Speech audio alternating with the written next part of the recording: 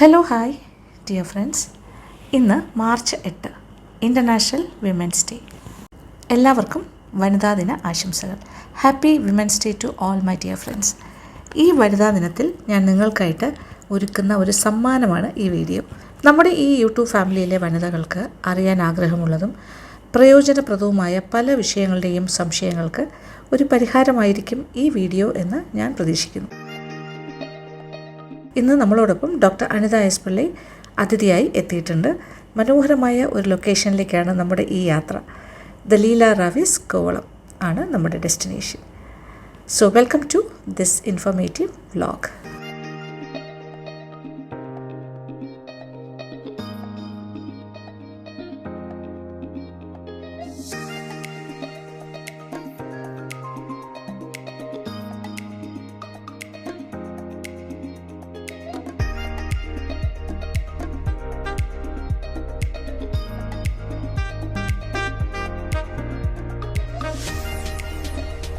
അപ്പം ഞങ്ങൾ രണ്ടാളും ഇവിടെ ഹോട്ടൽ ലീല കോവളം അവിടുത്തെ സ്കൈ ബാറിൽ വന്നിരിക്കുന്നു.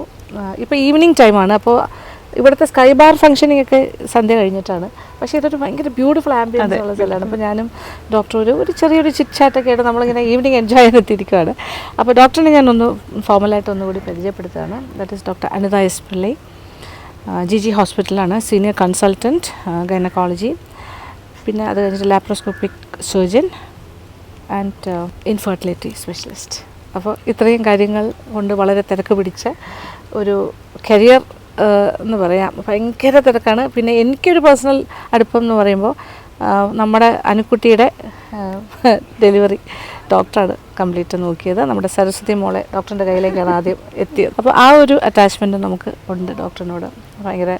അപ്പോൾ അന്ന് തൊട്ട്, അതായത് ഡേ 1 ഓൺവേർഡ്സ് അനുവിൻ്റെ കാര്യങ്ങളെല്ലാം എനിക്കിവിടെ മാസം തോറും എത്ര പ്രാവശ്യം കാണുന്നുണ്ടായിരുന്നു അല്ലേ, ഇടയ്ക്കിടയ്ക്ക് പോകുന്നു, കൺസൾട്ട് ചെയ്യുന്നു, അങ്ങനെ ഫുൾ ടേക്ക് കെയർ ചെയ്ത ഡോക്ടറാണ്. അപ്പോൾ നല്ല ഒരു എന്താ പറയുക, ഒരു ഫ്രണ്ട്ഷിപ്പും ഒക്കെ നമ്മൾ ഡെവലപ്പ് ചെയ്തു ബൈ ദ ടൈം. അപ്പോൾ നമുക്കൊരു ഭയങ്കര ഒരു സ്നേഹമാണ് ഡോക്ടറിൻ്റെ അടുത്ത്. ഡോക്ടറാണെങ്കിൽ ഭയങ്കര എന്താ പറയുക, ഭയങ്കര പ്ലീസിങ് ആണ്, ഭയങ്കര സംസാരമൊക്കെ, ഒരു പേടിയില്ലാണ്ട് കാര്യങ്ങൾ കൊണ്ടുപോകും. അപ്പോൾ അനുക്കുട്ടിയുടെ ആദ്യത്തെ അപ്രിഹെൻഷൻസും പേടിയൊക്കെ ഡോക്ടറായിട്ട് സംസാരിച്ച് കഴിഞ്ഞപ്പോൾ തന്നെ മാറി. പിന്നെ നമുക്കെല്ലാം ഒരു കോൺഫിഡൻസാണ്. അങ്ങനെ കൊണ്ടുപോകുന്നത്. അപ്പോൾ അങ്ങനെ വളരെ കുറച്ച് ഡോക്ടേഴ്സിനെ അങ്ങനെ കിട്ടുള്ളൂ നമുക്ക്. അപ്പോൾ ആ ഒരു ഭയങ്കര ഒരു നല്ലൊരു പേഴ്സണാണ്. അപ്പോൾ ഡോക്ടറായിട്ട് ഇന്ന് നമ്മളിപ്പോൾ അന്താരാഷ്ട്ര വനിതാ ദിനത്തിൻ്റെ അന്ന് ഇവിടെ ഇരുന്ന് സംസാരിക്കുന്ന കാര്യങ്ങൾ നിങ്ങളിലേക്ക് എത്തിക്കുന്നു. ഇപ്പോൾ നമ്മളിത് ഷൂട്ട് ചെയ്യുന്നത് അതിന് മുന്നേ ഒരു ദിവസമാണെങ്കിലും നമ്മളിത് അന്താരാഷ്ട്ര വനിതാ ദിനമാണ് ഇന്ന് നിങ്ങളിത് കാണുന്നത്. അപ്പോൾ അതിൻ്റെ ഏറ്റവും ആപ്റ്റായിട്ടുള്ള ഒരാളുടെ കൂടെയാണ് ഞാനിരിക്കുന്നത്. കാരണം സ്ത്രീകളുമായി ബന്ധപ്പെട്ട കാര്യങ്ങൾ കുറച്ച് ആധികാരികമായിട്ട് പറയാനും നമ്മൾക്കൊരു സെൽഫ് കെയറിൻ്റെ കാര്യങ്ങളും എന്തൊക്കെയാണ് സ്ത്രീകൾ നേരിടുന്ന പ്രശ്നം, അത്തരം കാര്യങ്ങൾ. ഇപ്രാവശ്യത്തെ തീം എന്ന് പറയുന്നത് തന്നെ എന്താണ് doctor? The women's theme, international women's day നമ്മൾ സെലിബ്രേറ്റ് ചെയ്യുന്ന March 8 the theme is like invest in women and accelerate to progress.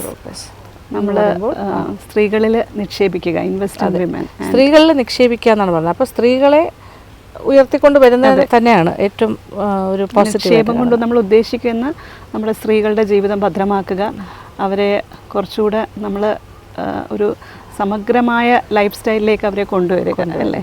Invest in women and accelerate to progress. അപ്പോൾ പുരോഗതി തന്നെയാണ് ഉദ്ദേശിക്കുന്നത്, പുരോഗമനം. സ്ത്രീകളെ ഉയർത്തി ജീവിതത്തിൻ്റെ കുതിപ്പ് പുരോഗമനത്തിലേക്കായിരുന്നു. അപ്പോൾ അതിൽ എല്ലാ മേഖലയിലെ കാര്യങ്ങളും വരും, എല്ലാ ആസ്പെക്ട്സും വരും. അപ്പോൾ അതിൽ നമുക്കിപ്പോൾ ഡിസ്കസ് ചെയ്യാൻ എനിക്ക് കുറേ കാര്യങ്ങൾ ഡോക്ടറിനോട് സംശയം ചോദിക്കാനുണ്ട്. എനിക്കറിയുന്ന കാര്യങ്ങളെന്ന് വെച്ചാൽ ഞാൻ ഇതൊന്നും പഠിച്ചിട്ടുള്ള ആളല്ലല്ലോ. അപ്പോൾ എല്ലാം നമുക്ക് കുറച്ച് ആസ് എ ലേമൻ നമ്മൾ അറിയുന്ന കാര്യങ്ങൾ വളരെ കുറവാണ്. നമ്മുടെ പേഴ്സണൽ എക്സ്പീരിയൻസ് വരുമ്പോഴാണ് നമ്മളൊരു ഹോസ്പിറ്റലിൽ പോകുന്നത്, ഒരു ഡോക്ടറെ കാണുന്നത്.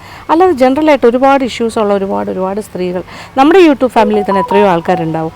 അപ്പോൾ നിങ്ങളിലേക്ക് അത് കുറച്ച് കാര്യങ്ങൾ, ഡോക്ടറിൻ്റെ കുറച്ച് ഇൻഫർമേഷൻസ്, ഡോക്ടറിൻ്റെ അറിവ് നമ്മളിലേക്ക് എത്തിക്കുക എന്നുള്ളതാണ് ഞാൻ ഈ ഒരു ദിവസം ഉദ്ദേശിക്കുന്നത്. അപ്പോൾ നമുക്കൊരു വിമൻസ് ഡേ വളരെ എന്താ പറയുക അർത്ഥവത്താക്കുകയാണ് ഇതുകൊണ്ട്, ഈ ഒരു വീഡിയോ കൊണ്ട് നമ്മൾ നോക്കുന്നത്. അപ്പോൾ ഡോക്ടറിന് പറയാനുള്ള കാര്യങ്ങൾ എന്ന് പറയുമ്പോൾ, സ്ത്രീകളെക്കുറിച്ച് പറയുമ്പോൾ നമ്മളൊക്കെ ഫേസ് ചെയ്യുന്ന ഇഷ്യൂസും അതെ എന്തൊക്കെയാണെന്ന് പറഞ്ഞത്. ഇപ്പം നമ്മളൊരു സ്ത്രീയുടെ ജീവിതകാലം എടുത്തു തുടങ്ങിക്കഴിഞ്ഞാൽ നമുക്കറിയാം, കുട്ടിക്കാലം, ഒരു ബാല്യത്തിൽ തുടങ്ങി യൗവനം, പിന്നെ അത് കഴിഞ്ഞ് വിവാഹം കഴിഞ്ഞിട്ടുള്ള ജീവിതം, അത് കഴിഞ്ഞിട്ട് ഒരു സമയം കഴിയുമ്പോൾ നമ്മൾ വാർദ്ധക്യത്തിലേക്ക് വരുന്നു.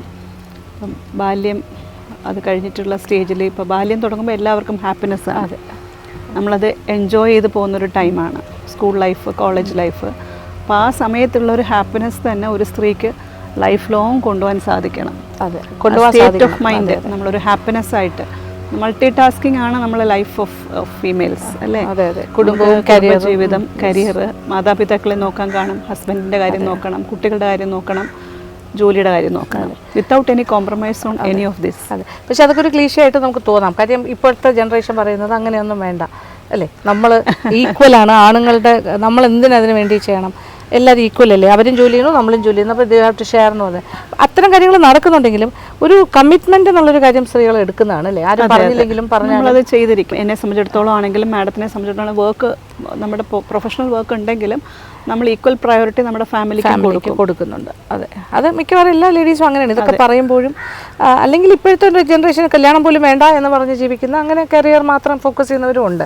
അതുകൊണ്ട് കല്യാണം കഴിഞ്ഞിട്ട് ഇപ്പം ഞാൻ പൊതുവേ എൻ്റെ ഒപ്പിയിൽ കാണുന്ന ഒരു ട്രെൻഡ് എന്ന് പറഞ്ഞാൽ മാരേജ് കഴിഞ്ഞ് അവർ ജസ്റ്റ് ഒരു സ്ക്രീനിങ്ങിനായിട്ട് വരും, to assure that they are normal. Physically hormonally എല്ലാം അവർ നോർമലാണ്. ബട്ട് അവർ പ്ലാൻ ചെയ്യുന്ന ഫാമിലി അല്ലെ കുട്ടികൾ വേണം എന്നുള്ള ജീവിതം ഒരു 3 years 4 years കഴിഞ്ഞിട്ട് മതി. ഇപ്പൊ ഞങ്ങൾ വന്നിരിക്കുന്നത് ഞങ്ങൾ നോർമലാണെന്ന് ഞങ്ങൾക്ക് സ്വയം അറിയാം, ആ ഒരു കാഴ്ചപ്പാടാണ് കൂടുതലും. ഞാൻ ഇപ്പോൾ ഒരു റീസെന്റ് ആയിട്ടുള്ള ഒരു വർഷത്തിൽ കാണുന്ന ഒരു ട്രെൻഡാണത്. ഇതിന് മുമ്പ് എനിക്ക് അങ്ങനെ തോന്നിയിട്ടില്ല. എല്ലാവരും കല്യാണം കഴിഞ്ഞ ഒരു കൊല്ലമൊക്കെ ആകുമ്പം ഒരു 3 months കഴിഞ്ഞ് ഞങ്ങൾ ട്രൈ ചെയ്യാൻ പോവുകയാണ്, അതിന് മുമ്പ് ഞങ്ങൾ എന്തൊക്കെ നോക്കണം എന്നുള്ള ഒരു കാഴ്ചപ്പാടിലാണ് വന്നുകൊണ്ടിരുന്നത്. പക്ഷെ ഇപ്പോൾ കഴിഞ്ഞ ഒരു വർഷമായിട്ട് ഒപ്പി കാണുന്ന കൂടുതലും ഇത് 3 years കഴിഞ്ഞ് മതി, 4 years കഴിഞ്ഞ് മതി, അല്ലെങ്കിൽ ഔട്ട്സൈഡ് ഇന്ത്യ പോയിട്ട് മതി, അബ്രോഡ് സെറ്റിൽ ചെയ്യാൻ ആഗ്രഹിക്കുന്ന കുറച്ച് കപ്പിൾസ്. അവരുടെ പ്രയോറിറ്റീസ് ഡിഫറെൻ്റ് ആണ്. അപ്പം ഈ പ്രയോറിറ്റീസ് ഞങ്ങൾ ഇങ്ങനെ സെറ്റ് ചെയ്തിട്ടുണ്ട്. പക്ഷെ ഞങ്ങളുടെ ഈ ഒരു വിഷൻ ശരിയാണോ, ഞങ്ങളെ ഒന്ന് സ്ക്രീൻ ചെയ്യണം എന്ന് പറഞ്ഞ് ഇങ്ങോട്ട് വരുന്ന അത് നല്ലതാണ്. കാരണം എന്ന് വെച്ചാൽ അവരൊന്ന് സെറ്റിൽഡ് ആയിട്ട് അവരുടെ കരിയറിൽ ഫോക്കസ് ചെയ്തിട്ട് അവരെപ്പോഴാണ് മെന്റലി അച്ഛനമ്മമാരാകാൻ തയ്യാറാകുന്നത്, സ്വയം പര്യാപ്തത വരുന്നത്, അപ്പോൾ മതി എന്നുള്ളതാണ്. അതൊരു നല്ല പോസിറ്റീവ് ആറ്റിറ്റ്യൂഡ് തന്നെയാണ്. അങ്ങനെ പക്ഷേ നമ്മൾ ഗൈനക്കോളജിസ്റ്റിൻ്റെ കാഴ്ചപ്പാടിൽ നോക്കുമ്പം ഏജ് അഡ്വാൻസ് ചെയ്യുമ്പം കുറച്ച് ഫെർട്ടിലിറ്റി ഇഷ്യൂസ് വരാറുണ്ട്. അപ്പോൾ അത് നമ്മൾ പറയാറുണ്ട്, ഏജ് അഡ്വാൻസ് ചെയ്യുമ്പോൾ എഗ്ഗിൻ്റെ റിസർവ് ചിലപ്പോൾ കുറയും, ഒവേരിയൻ റിസർവ് കുറച്ച് ഡിമിനിഷ് ചെയ്യും. വിവാഹം കഴിക്കുന്ന ഏജും കുറച്ച് നേരത്തെ 20കൾക്കും 30കൾക്കും ഇടയ്ക്കാണ്, ഇപ്പം 30 കഴിഞ്ഞിട്ടാണ്. അപ്പം 30 കഴിഞ്ഞിട്ട് പിന്നെ ഒരു 35 കഴിഞ്ഞ് മതി പ്രഗ്നൻസി എന്ന് പ്ലാൻ ചെയ്യുമ്പം egg reserve as age advances egg reserve decline ചെയ്യും. അപ്പോൾ ആ ഡിക്ലിനേഷൻ എന്താണെന്ന് നമ്മൾ പറഞ്ഞ് മനസ്സിലാക്കണം. ഇങ്ങനെയൊക്കെയുള്ള ചാൻസ് ഉണ്ട്. അപ്പോൾ പിന്നെ ഒരു അടുത്ത ചോദ്യങ്ങൾ, എഗ് ഫ്രീസിങ്ങിനെ പറ്റിയൊക്കെ ക്വസ്റ്റ്യൻ ചോദിക്കുന്ന ഒരു തലമുറേനെയാണ് ഇന്ന് നമ്മൾ കണ്ടുകൊണ്ടിരിക്കുന്നത്. ഓക്കെ, അത് ശരിയാണ്. അപ്പം മാറ്റങ്ങൾ സൊസൈറ്റിയിൽ ഉണ്ടായിരിക്കുന്ന മാറ്റങ്ങളാണ്. അത് പോസിറ്റീവായിട്ടും പറയാം, നെഗറ്റീവായിട്ടും നമുക്ക് നോക്കാം. അത് ഓരോരുത്തരുടെ കാഴ്ചപ്പാടാണല്ലോ. അപ്പോൾ ഡോക്ടേഴ്സിന് എന്തായാലും അവരോ ഫ്രണ്ടിൽ വരുന്ന ആൾക്കാർക്ക് കൊടുക്കാവുന്ന അഡ്വൈസസ് കൊടുക്കുന്നു, അത്രേ ഉള്ളൂ. ഞാൻ പറയും, നമ്മൾ പ്രയോറിറ്റൈസേഷൻ ഇൻ ലൈഫ് വേണം. ബട്ട് ഓൾവേസ് ഹെൽത്തിൽ എടുക്കേണ്ട ഒരു strategy is preventive strategy. Prevention is always better than cure. Rather than treating a disease per se you should try to prevent a disease. അപ്പം നമുക്കൊരു 3 years കഴിയുമ്പം ഇതിച്ചൊരു ബുദ്ധിമുട്ടാണെങ്കിൽ, ഒബ്വിയസ് ആയിട്ടുള്ള ഘടകങ്ങളുണ്ട്, നിങ്ങൾ ഒത്തിരി താമസിപ്പിക്കരുതെന്നുണ്ടെങ്കിൽ അത് പറഞ്ഞ് മനസ്സിലാക്കി കൊടുക്കും. ഞങ്ങളുടെ ഒരു കാഴ്ചപ്പാടെന്ന് പറഞ്ഞാൽ ഇപ്പം നമ്മളിപ്പം 20ക്കും 30ക്കും ഇടയ്ക്ക് വരുവാണെങ്കിൽ 1 year അവർ ട്രൈ ചെയ്തിട്ടും കിട്ടിയില്ലെങ്കിൽ മാത്രം നമ്മൾ അടുത്ത ആസ്പെക്റ്റിലേക്ക് പോയാൽ മതി. ബിറ്റ്വീൻ 30 and 35 ആണെങ്കിൽ ഒരു 6 months കഴിഞ്ഞിട്ട് അവർ ട്രൈ ചെയ്തിട്ട് കിട്ടുന്നില്ലെങ്കിൽ നോക്കിയാൽ മതി. അപ്പോൾ 35 ആണെങ്കിൽ ഒബ്വിയസ് ഫാക്ടേഴ്സ് ഉണ്ടെങ്കിൽ നമ്മൾ ഇൻ്റർവീൻ ചെയ്യണം. പക്ഷേ അഗെയിൻ കപ്പിൾസ് ചോയ്സിനാണ് ഇപ്പോൾ പ്രാധാന്യം. അവരുടെ കാഴ്ചപ്പാടിനനുസരിച്ച് നിൽക്കും. ബട്ട് നമുക്ക് പറഞ്ഞു കൊടുക്കാനുള്ള നിർദ്ദേശങ്ങൾ പറഞ്ഞു കൊടുക്കും. ഇപ്പോൾ ഇൻഫെർട്ടിലിറ്റി സ്പെഷ്യലിസ്റ്റ് ആണ് ഡോക്ടർ, അതുകൊണ്ട് അതിനെക്കുറിച്ച് കൂടുതൽ ആധികാരികമായിട്ട് പറയാനും പറ്റും.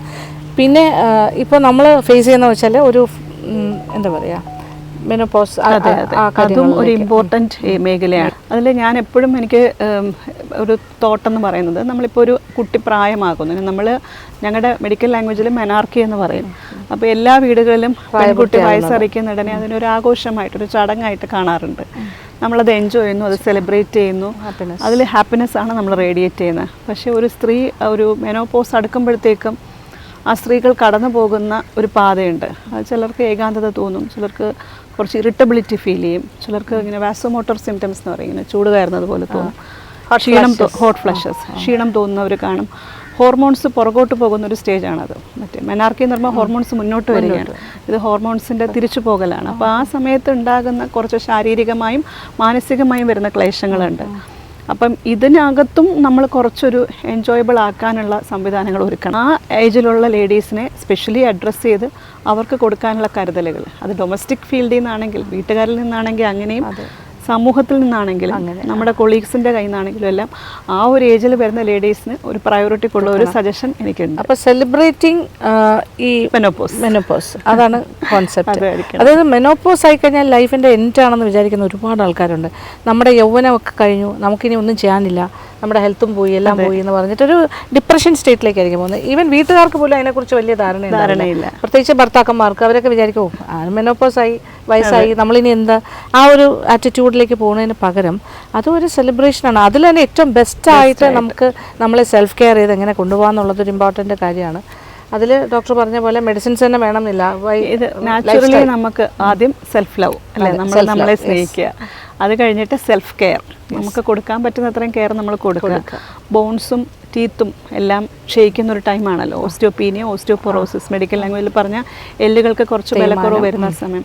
അപ്പം നമ്മൾ calcium supplementation, vitamin D supplementation, natural ഫ്രൂട്ട്സിൽ നിന്നും നമ്മൾ വെജിറ്റബിൾസിൽ നിന്നും അല്ലാതെയുള്ള ഫുഡുകളിൽ നിന്നും കിട്ടുന്ന കാൽഷ്യം റിച്ച് ഫുഡുകൾ ഫോക്കസ് ചെയ്യുക. നിർബന്ധമായിട്ടും കഴിക്കണം. കാൽഷ്യം റിച്ച് ഫുഡ്, ഇത്ര കാൽഷ്യം ആ ബോഡിയിൽ ചെല്ലണം എന്നുള്ളത് നമ്മൾ ഏത് ഏജ് തൊട്ടാണ് അപ്പോൾ ശരിക്കും 40 ഓൺവേർഡ്സ് യു ഷുഡ് ഫോക്കസ്. 40 വയസ്സ് മുതൽ ഫോക്കസ് കാൽഷ്യം റിച്ച് ഫുഡ് കഴിക്കാനായിട്ട് ഫോക്കസ് ചെയ്യണം. നമ്മുടെ നാച്ചുറൽ ഈസ്ട്രജൻസ് കിട്ടാനുള്ള ഫുഡ് അതാണ്. അതെന്ന് പറഞ്ഞാൽ നമ്മുടെ നാടൻ ഫുഡ് ഐറ്റംസ്. ഫോർ എക്സാമ്പിൾ നമ്മൾ നാട്ടിലൊക്കെ കിട്ടുന്ന ലഭ്യമായ ചേന, കാച്ചിൽ, ചേമ്പ്, ആപ്പിൾ ഫൈറ്റോ ഈസ്ട്രജൻ റിച്ച് ആണ്. പിന്നെ soya definitely phyto oestrogen rich ആണ്. സോയ ചങ്ക്സും any form, soya beans, soya milk എല്ലാം കഴിക്കാം. പാലിന് പകരം സബ്സ്റ്റിറ്റ്യൂട്ട് ചെയ്യാലോ. വളരെ അയൺ റിച്ച് ആയിട്ടുള്ള നല്ലൊരു ഫുഡ് ഉണ്ട്, ബീട്രൂട്ട്. നമുക്ക് ABC ആണോ വന്നിരിക്കണം? അല്ലല്ലേ. Mocktails. Okay. So this is the mocktail mix. Okay. So combination of peach, mango and some blue curacao. Okay, blue So it's called Blue Sea. Blue Sea. And for that it was a Sunset Paradise. The combination of mango, passion fruits, orange juice and some soda. Wow, nice. Okay. Thank you. അപ്പോൾ ഈസ്ട്രജൻ്റെ അളവ്, oestrogen production കുറയുന്നതാണ് നമ്മുടെ ഈ menopause വരുമ്പോൾ ഉണ്ടാകുന്ന ഒരു വിഷയം. അപ്പോൾ നമ്മുടെ ഈ ഈസ്ട്രജൻ കുറയുമ്പോഴാണ് പല കാര്യങ്ങളിലും നമുക്കൊരു കുറവ് അനുഭവപ്പെടുന്നത്. ഡ്രൈനസ്, സ്കിന്നിലുള്ള വ്യത്യാസം, ടോട്ടൽ എനർജി ചിലപ്പോൾ ഒന്ന് കുറയും. അത് ചെറുപ്പത്തിൻ്റെ കാര്യങ്ങൾ മാറി കുറച്ചൊരു പ്രായമായ ലക്ഷണങ്ങൾ. അപ്പോൾ ഈസ്ട്രജൻ സപ്ലിമെൻറ്റ്സ് വാങ്ങാൻ കിട്ടും, പക്ഷേ അത് കുറച്ച് സൈഡ് എഫക്ട്സ് ചിലപ്പോൾ വരും അല്ലേ. അങ്ങനത്തെ നമ്മൾ എപ്പോഴും നാച്ചുറൽ ഈസ്ട്രജൻസിൻ്റെ നോക്കുക. കാരണം ആർട്ടിഫിഷ്യൽ ഈസ്ട്രജൻ എടുക്കുമ്പം ഹോർമോൺ റീപ്ലേസ്മെൻറ്റ് തെറാപ്പിക്ക് അതിൻ്റെതായ മെറിറ്റ്സും ഡിമെറിറ്റ്സും ഉണ്ട്. ഡിമെറിറ്റ്സിൽ മുഖ്യമായിട്ടുള്ളത് CA ബ്രസ്റ്റിനുള്ള ബ്രസ്റ്റ് ക്യാൻസറിനുള്ള ഒരു റിസ്ക് ഫാക്ടർ ഉള്ളപ്പോൾ അത്തരം സാഹചര്യങ്ങൾ നമ്മൾ ഒഴിവാക്കുന്നതാണ് എപ്പോഴും നല്ലത്. അപ്പോൾ അതിന് നാച്ചുറലായിട്ട് ഡോക്ടർ എന്താ പറയുന്നത്? ചേന, കാച്ചിൽ, ചേമ്പ്, 3 കാര്യങ്ങൾ. പിന്നെ ആപ്പിൾ, സോയ, ബീട്രൂട്ട്. ഇത് ഡെയിലി നമ്മുടെ ഫുഡ് ഇതിന്റെ ഹാബിറ്റിൽ ഉൾപ്പെടുത്തുക. ഇതെല്ലാം ഒരു ദിവസം ഉൾപ്പെടുത്തണം എന്നല്ല, സ്പ്ലിറ്റ് ചെയ്ത് ഓരോ ദിവസം ഓരോന്ന് വെച്ച് ഒരാഴ്ചയിൽ ഇതെല്ലാം കിട്ടുന്ന രീതിയിൽ ഒരു ബാലൻസ്ഡ് ഡയറ്റ് ഫോർമുലേറ്റ് ചെയ്യുക. അപ്പോൾ ഇത് ഡോക്ടർ പറഞ്ഞ പോലെ ഷുഗർ ഇഷ്യൂസ് ഉള്ള ആൾക്കാർക്കാണെങ്കിൽ അവർക്ക് ബാക്കി ഷുഗർ ഐറ്റംസ് അന്ന് കട്ട് ചെയ്യും. ഒരു നേരം റൈസ് കഴിക്കുന്ന ഡയബറ്റിക് പേഷ്യൻസ് ആണെങ്കിൽ അന്നത്തെ റൈസ് അവർ കട്ട് ചെയ്യുക. അപ്പോൾ അതിന് പകരം കുറച്ച് പ്രോട്ടീൻ കൂടുതൽ കഴിക്കുക. പ്രോട്ടീൻ 60% ആണ് നമ്മൾ ഡയബറ്റിക് പേഷ്യൻസിന് പറയുന്നത്. 60% പ്രോട്ടീൻ, 20% കാർബ്, 20% ഫാറ്റും ആണ്. അപ്പോൾ ആ ഒരു ഇതിൽ നമ്മൾ കാർബ്സ് അന്ന് കുറച്ച് വേറെയുള്ള കാർബുകളൊന്ന് കുറച്ചിട്ട് ഇത് കഴിക്കാം. കിഴങ്ങ് വർഗ്ഗങ്ങൾ എന്തെങ്കിലും. പാശ്ചാത്യ രാജ്യങ്ങളിലാണെങ്കിൽ അവർ റെഡ് വൈൻ പോപ്പുലർ ആയിട്ട് പറയാറുണ്ട്. അതെ, നമുക്ക് ഈസ്ട്രജന്റെ ഇത് കിട്ടാനായിട്ട് അതും നല്ലതാണ്. പിന്നെ മെന്റൽ വെൽബീയിങ്ങിന് definitely we should practise yoga is too good for health. പിന്നെ ലൈഫ് സ്റ്റൈൽ മോഡിഫിക്കേഷൻ, നമ്മൾ കുറച്ച് ലോ കാലറി ഫുഡുകൾ ഫോക്കസ് ചെയ്യുക. നമുക്ക് എപ്പോഴും ബോഡി മാസ് ഇൻഡെക്സ് 18-നും 25-നും ഇടയ്ക്ക് നിർത്താൻ നോക്കണം. അപ്പോൾ ബോഡി മാസ് ഇൻഡെക്സ് മെയിൻറ്റെയിൻ ചെയ്ത് ഒരു feeling of mental and physical വെൽബീയിങ്ങിൽ കൊണ്ടുപോവുകയാണെങ്കിൽ മെനോപോസ് നമുക്ക് ഡെഫിനറ്റ്ലി എൻജോയബിൾ ആക്കാൻ പറ്റും. ഈ ഒരു എന്താ പറയുക, ഒരു ഭയങ്കര ചേഞ്ച് ഓവർ നമുക്ക് മെനോപോസ് ആയി എന്നുള്ള ആ ഒരു ക്വസ്റ്റ്യൻ ഒക്കെ പോകുന്നു ഔട്ട് ഓഫ്. എനിക്ക് ശരിക്കും OP-ൽ ചിലപ്പോൾ 60 years 70 years ഒക്കെ ഉള്ള ലേഡീസ് വളരെ യങ് ആയിട്ട് വരും. So we keep on asking ഇത്ര ഏജ് ഉണ്ടോ, കണ്ടാൽ പറയില്ല. V definitely ask what is the secret. അപ്പോൾ അവർ പറയുന്നത് യോഗ ചെയ്യാറുണ്ട്, ഞങ്ങൾക്കൊരു ഗ്രൂപ്പുണ്ട്, ഞങ്ങൾ ഡാൻസ് ഗ്രൂപ്പുണ്ട്, പാട്ട് ഗ്രൂപ്പ് കൊണ്ട് വളരെ ആക്റ്റീവാണ്, വളരെ ആക്റ്റീവാണ്. സോഷ്യലി ആക്റ്റീവാണ്. ആക്റ്റീവ് ആകുമ്പം നമ്മൾ മെന്റലിയും ഫിസിക്കലിയും ഫിറ്റ് ആണ്. പിന്നെ തീർച്ചയായും അതെ, അതാണ് ഞാൻ മനസ്സിലാക്കുന്നത്. പിന്നെ എനിക്ക് തോന്നുന്നു എക്സസൈസ് ചെയ്യുമ്പോൾ നമുക്ക് എൻഡോർഫിൻസ് എന്ന് പറഞ്ഞിട്ട് ഗുഡ് ഹോർമോൺസ് റിലീസ്ഡ് ആകും. ഈ good hormones will always keep you happy. എന്തൊക്കെ ചെയ്താലും at end of the day നമ്മൾ ഹാപ്പി ആയിരിക്കുക എന്നുള്ളതാണ് ഏറ്റവും ഇമ്പോർട്ടൻറ്റ്.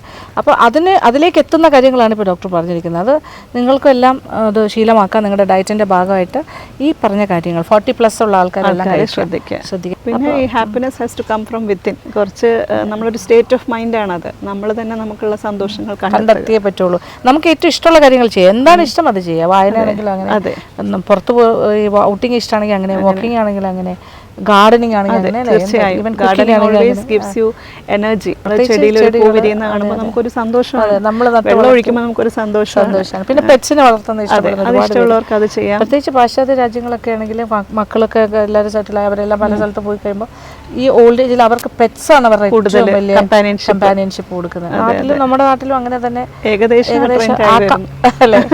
കാര്യം കുട്ടികളെ ഒന്നും നമുക്ക് അങ്ങനെ ഡിപ്പെൻഡ് ചെയ്തിരിക്കാൻ പറ്റില്ല. അവരൊക്കെ വളർന്ന് പഠിച്ച് ഫ്യൂച്ചർ നമുക്ക് അവരെ പിടിച്ച് വെക്കുന്നത് ശരിയല്ല. അവരുടെ കരിയറായിട്ട് അവരുടെ ലൈഫാണ്, അത് അവർ പോകും. അപ്പം നമ്മൾ നമ്മുടെ ലൈഫ് കണ്ടിന്യൂ ചെയ്യാനായിട്ടുള്ള ഹാപ്പി ആയിട്ടിരിക്കാനുള്ള മാർഗ്ഗങ്ങൾ കണ്ടെത്തുക. Contentment has to come from within അല്ലേ. നമ്മൾ തന്നെ കണ്ടുപിടിച്ച് ഹാപ്പിനെസ് എന്നുള്ളൊരു സ്റ്റേറ്റ് ഓഫ് മൈൻഡിൽ നമ്മളെ കൊണ്ടുപോകാൻ നോക്കുക. പണ്ടത്തെ കാര്യങ്ങളല്ല, ഇപ്പം എല്ലാവർക്കും എല്ലാത്തിനെ കുറിച്ച് അവെയറാണ്. സെൽഫ് എന്റർടൈൻമെന്റ് എന്തെല്ലാം കാര്യങ്ങളുണ്ട്, തീർച്ചയായും സോ മെനി തിങ്സ്. അപ്പം അങ്ങനെ ആണ് ഡോക്ടർ അത് തന്നെയാണ് പറയുന്നത്. അതൊരു മെഡിക്കൽ പോയിന്റ് ഓഫ് വ്യൂ ഒന്നും ഈ പറഞ്ഞ ഫുഡിന്റെ കാര്യത്തിലൊക്കെ ഉള്ള ഇതും. പിന്നെ എന്തൊക്കെയാണ് ഡോക്ടർ ചെയ്യേണ്ടത്? പിന്നെ മെയിൻലി ഞാൻ പറഞ്ഞല്ലോ, നമ്മളിപ്പോൾ ഒരു കാൽഷ്യം സപ്ലിമെന്റ് അല്ലെ വൈറ്റമിൻ ഡി സപ്ലിമെന്റ്, പിന്നെ ഒരു സ്ക്രീനിങ്. നമ്മൾ കുറച്ച് സ്ത്രീകളുടെ ഒരു വിചാരം എന്ന് പറഞ്ഞാൽ ആർത്തവ വിരാമം അടുക്കുമ്പോൾ ഹെവി ബ്ലീഡിംഗ് ഒക്കെ നോർമലാണ്, ഞാൻ ഇത്രയും ബ്ലീഡ് ചെയ്യുന്നത് നിൽക്കാനായിട്ടാണ്. അപ്പോൾ ഈ ഹെവി ബ്ലീഡിങ് ഇഗ്നോർ ചെയ്ത് നെഗ്ലക്റ്റ് ചെയ്ത് ഹീമോഗ്ലോബിൻ 3, 4 ഒക്കെ ആയിട്ട് വരുന്ന ഒരുപാട് പേഷ്യൻസിനെ നമ്മൾ കാണാറുണ്ട്. അപ്പോൾ നമ്മൾ ചോദിക്കും ഇത്രയും ബ്ലീഡ് ചെയ്തിട്ട് എന്താണ് ഹോസ്പിറ്റലിൽ വരാതിരുന്നത്? അപ്പം വീട്ടിലെ ചുമതലകൾ കാരണമായിരിക്കും പലപ്പോഴും സ്വന്തം ആരോഗ്യത്തിന് ഒരു പ്രാധാന്യം കൊടുക്കാതിരിക്കുന്നത്. ഇന്ന് ഉച്ചയ്ക്കും ഒ പിയിൽ ഒരു പേഷ്യൻ്റ് ഉണ്ടായിരുന്നു, ഹീമോഗ്ലോബിൻ 4.7 ആയിട്ട് വന്നിട്ടുണ്ട്. And she looks peppery white, വളരെ വെളുത്തിരിക്കുന്ന ഒരു വനിത. അപ്പോൾ ഞാൻ ചോദിച്ചപ്പോൾ ഷീസ് 46, 46 വയസ്സ്, ഹീമോഗ്ലോബിൻ 4.7 ഉള്ളൂ. അപ്പോൾ ഇനിയിപ്പോൾ ബ്ലഡ് ട്രാൻസ്ഫ്യൂഷൻ അല്ല നമ്മുടെ മുമ്പിൽ വേറെ ഓപ്ഷൻസ്. ഇപ്പോൾ സാധാരണ ഈ വിളർച്ച വരുമ്പോൾ അണപ്പ്, കിതപ്പ്, ആഹാരത്തിലുള്ള രുചിക്കുറവ്, ഈ റോ റൈസ് തിന്നാനുള്ള ഒരു അരി കഴിക്കാൻ, പിന്നെ പാൽപിറ്റേഷൻ, നെഞ്ചെടുപ്പ്, സ്റ്റെപ്പ് കയറുമ്പോഴും അണപ്പ്, ഓരോ ജോലി ചെയ്യുമ്പോഴും ഒരു ഉദാസീനതയും ശക്തിയില്ലായ്മയും തോന്നും. പക്ഷെ ഇതിനെല്ലാം നമ്മളൊരു അവഗണിച്ചിട്ടായിരിക്കും വീട്ടുകാര്യങ്ങൾ നോക്കി ഒരു സ്റ്റേറ്റ് എത്തുമ്പോൾ ഇനി എന്നെ കൊണ്ട് പറ്റില്ല എന്ന് തോന്നുമ്പോഴായിരിക്കും ഡോക്ടറെ കാണാൻ വരുന്നത്. അപ്പൊ അതായത് വീഴുന്ന സ്റ്റേജ് എത്തും, അതുവരെയും ഭർത്താവിന്റെയും മക്കളുടെയും വീട്ടുകാരും അവരുടെ കാര്യം മാറ്റി വെച്ചിട്ട് തന്നെ ചെയ്യും. അവസാനം ആലോചിച്ച് നോക്കും, 4.7 പറഞ്ഞ ഹീമോഗ്ലോബിൻ ലെവല്. നോർമൽ എന്ന് പറഞ്ഞാൽ 13, നമുക്ക് 12 ഉണ്ടെങ്കിൽ നല്ലതാണ് ലേഡീസിന്. പിന്നെ ചിലപ്പം ലേഡീസിന് 10 ഒക്കെ കിട്ടത്തുള്ളൂ. ഇച്ചിരി ഒരു ഹെവി ബ്ലീഡിംഗ് പാറ്റേൺ ഒക്കെ മെൻസ്ട്രേഷൻ സമയത്തുള്ളവരാണ് 10. പക്ഷെ 8-ന് താഴെയാണ് നമ്മൾ ഇന്റർവീൻ ചെയ്യും. 7 വരെയുള്ളവർക്ക് ഇപ്പം 7 ഒക്കെയാണ് നമുക്ക് അയൺ ഡ്രിപ്പ് ഉണ്ട്. ബ്ലഡ് ട്രാൻസ്ഫ്യൂഷൻ ഒഴിവാക്കി 7 തൊട്ടുള്ള ഹീമോഗ്ലോബിനെ പൊക്കാനായിട്ട് അയൺ ഡ്രിപ്സ് കൊടുത്ത് പൊക്കാം. പക്ഷെ 7-ന് താഴെയാണ് പേഷ്യൻ്റെ സിംറ്റംസ് ഉണ്ടെന്നുണ്ടെങ്കിൽ നമുക്ക് ട്രാൻസ്ഫ്യൂഷൻ വഴി മാത്രമേ അത് കറക്റ്റ് ചെയ്യാൻ സാധിക്കുകയുള്ളൂ. അപ്പം അങ്ങനത്തെ ഒരു പാറ്റേണിലേക്ക് നമ്മുടെ ബോഡിയെ കൊണ്ടുപോകാതെ നോക്കണം. ഇപ്പോൾ ഒരു നോർമൽ ആർത്തവക്രമം എന്താണെന്ന് എല്ലാ വനിതയും മനസ്സിലാക്കിയിരിക്കണം. അപ്പോൾ ഒരാൾക്ക് 21 to 35 ഡേയ്സ്, 21 മുതൽ 35 ദിവസത്തിനകം ഒരിക്കൽ മാത്രമേ വരാൻ പാടുള്ളൂ. അപ്പോൾ 20 ദിവസത്തിനുള്ളിൽ അടുപ്പിച്ച് വരുവാണെങ്കിൽ അത് അബ്നോർമലാണ്. 35 ദിവസം കഴിഞ്ഞിട്ടും വരുന്നില്ല. അപ്പോൾ 3, 4, 5, 6 മാസമൊക്കെ വരാതിരിക്കുന്ന വനിതകളുണ്ട്. ഇപ്പം ചിലരുടെ ഒരു ഇതെന്ന് പറഞ്ഞാൽ ഇത് വരുന്നില്ലല്ലോ, കൊള്ളാം, നല്ലത്, ശല്യമില്ല, അങ്ങനത്തെ ഒരു കൺസെപ്റ്റും പാടില്ല. അപ്പോൾ എല്ലാവർക്കും 21 to 35 ഡേയ്സിനുള്ളിൽ വരണം എന്നുള്ള ഒരു കൺസെപ്റ്റ് മനസ്സിലാക്കിയിരിക്കണം. അത് തന്നെ ഒരു 3 മുതൽ 5 ദിവസം വരെയാണ് നോർമൽ ഫ്ലോ. അതിൽ ഇത്ര ml ബ്ലഡ് ലോസ്, ഒരു 80, മാക്സിമം ഒരു 200 ml വരെ പോകുന്നത് നോർമലായിരിക്കും.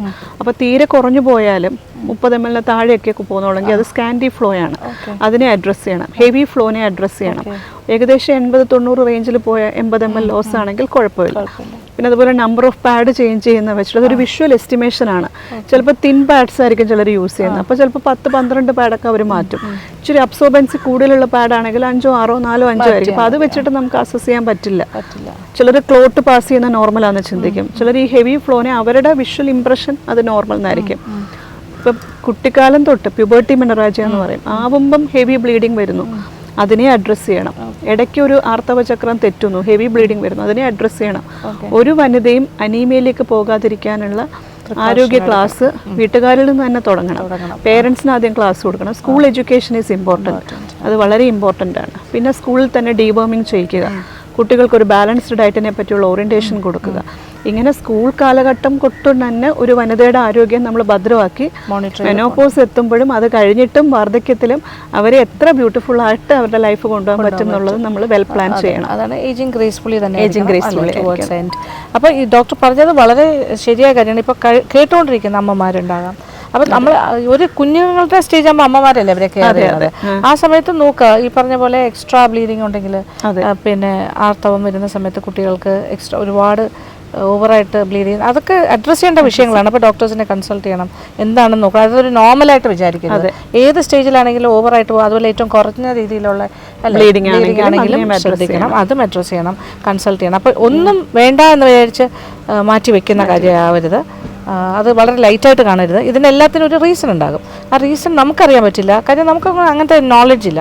അപ്പോൾ അതിൻ്റെ എക്സ്പേർട്സിനെ കണ്ടിട്ട് പിന്നെയുള്ളൊരു ഇത് ഞാൻ പലപ്പോഴും അമ്മമാർ ഫോൺ വിളിച്ച് ചോദിക്കുന്നത്, നമ്മുടെ പേഷ്യൻസ് ആയിരിക്കും, നമ്മൾ അവരുടെ ഡെലിവറി എടുത്ത് കുട്ടികളൊക്കെ വലുതായി കഴിയുമ്പോൾ നമ്മളെ ഫോൺ ചെയ്യും, എൻ്റെ കുട്ടിക്ക് ഇന്ന പ്രശ്നമുണ്ട്, പക്ഷേ ഗൈനക്കോളജിസ്റ്റ് ആയതുകൊണ്ട് വന്ന് കാണിക്കാൻ മടിയാ, അവിടെ ഇരിക്കുന്ന ആൾക്കാർ പ്രസവം എടുക്കുന്ന ഡോക്ടറെ കാണാൻ വരുമ്പോൾ എന്ത് ചിന്തിക്കും? അങ്ങനത്തെ ഒരു കൺസെപ്റ്റ്, ഒരു സ്റ്റിഗ്മയെ പാടില്ല.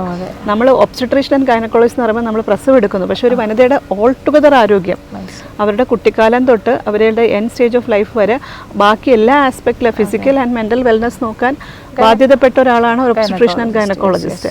അപ്പോൾ അതിൽ കുട്ടികൾക്ക് ബ്ലീഡിംഗ് ആണെങ്കിൽ കൊണ്ടുവരാൻ ഒരു ഗൈനക്കോളജിസ്റ്റിനെ കാണിക്കാൻ യാതൊരു മടിയും കാണിക്കേണ്ട ആവശ്യമില്ല. ആൾക്കാർ തെറ്റിദ്ധരിക്കും, എന്തിനാ ഈ പ്രായത്തിൽ അത്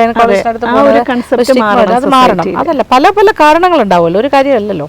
ഒരു ഗൈനക്കോളജിസ്റ്റിനെ കാണണം എന്നുണ്ടെങ്കിൽ സോ മെനി റീസൺസ്, ഒരു പ്രസവ സംബന്ധമായിട്ട് മാത്രമല്ല. അപ്പോൾ അതുകൊണ്ട് അപ്പോൾ വെൽബീയിങ് എപ്പോഴും ശ്രദ്ധിക്കണം. സ്ത്രീകളുടെ ഏത് ഏജ് ഗ്രൂപ്പിലാണെങ്കിലും എന്തെങ്കിലും നിങ്ങളുടെ പാറ്റേണിൽ വ്യത്യാസം വരികയാണെങ്കിൽ, ബ്ലീഡിങ് പാറ്റേണിൽ എന്തെങ്കിലും ഡിഫിക്കൽട്ടീസ് തോന്നുകയാണെങ്കിൽ ഡെഫിനറ്റ്ലി കാണണം. അല്ലാതെ ഡോക്ടർ പറഞ്ഞ പോലെ 4.7 ഹീമോഗ്ലോബിനൊക്കെ വരുന്ന 2-3 ഹീമോഗ്ലോബിൻ അറ്റൻഡ് ചെയ്യേണ്ടി വന്ന സിനാരിയോസ്, അതൊക്കെ ആലോചിച്ച് നമ്മൾ നെഞ്ചടിച്ചിട്ടായിരിക്കും ആ പേഷ്യനെ നോക്കുന്നത്. ബിക്കോസ് അവർ ഹാർട്ടിന്റെ സ്ട്രെയിൻ ഇല്ലാതെ അവരുടെ ഹീമോഗ്ലോബിൻ പിക്ക് ചെയ്ത് ഒരു സർട്ടൺ ലെവൽ എത്തിയിട്ട് ചിലപ്പോൾ വയലിരിക്കുന്ന ഒരു ഹ്യൂജ് മാസമായിരിക്കും അവരുടെ വയറിലുള്ളത്. അത് പിന്നെ ഓപ്പറേറ്റ് ചെയ്യേണ്ടി വരും. 9 കിലോ ഫൈബ്രോയിഡ് ഒക്കെ ആയിട്ട് വരുന്ന പേഷ്യൻസ് ഉണ്ട്. അപ്പോൾ അത്രയും നാൾ വയറ് വലുതാകുന്നത് നെഗ്ലക്റ്റ് ചെയ്യുന്നു. ഹ്യൂജ് മാസസ് എടുക്കേണ്ടി വന്ന ഒരുപാട് സിറ്റുവേഷൻസ് ഉണ്ട്. ഒരു ബക്കറ്റിൽ കൊള്ളാവുന്ന അത്രയും വലിയ സ്പെസിമെൻ ഒക്കെ ആയിരിക്കും ചിലപ്പോൾ നമ്മൾ എടുക്കുന്നത്. അവർ സെൽഫ് അവയർനെസ് വെക്കുന്നില്ല. സെൽഫ് അവയർനെസ് വെക്കണം, സെൽഫ് കെയർ വെക്കണം, സെൽഫ് ലവ് വെക്കണം.